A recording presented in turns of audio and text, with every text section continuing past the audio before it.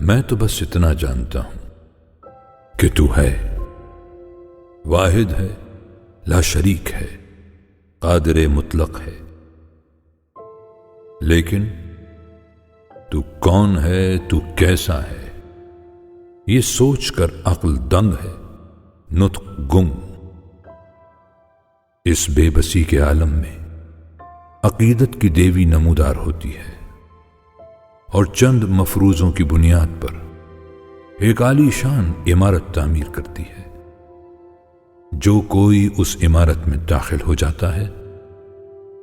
دیوی کے سحر میں گرفتار ہو جاتا ہے اور اس کے دل میں جاگزیں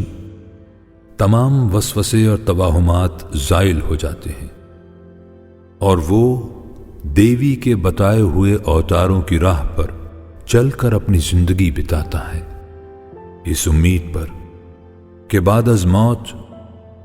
دکھوں اور غموں سے پاک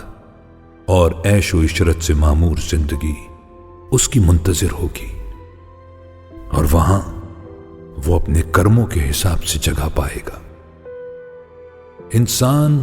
جو نہایت مجبور اور بے بس ہے، جسے نہ اپنے پیدا ہونے پر اختیار اور نہ ہی موت پر، دیوی کے چرنوں میں آ کر مکت ہو جاتا ہے۔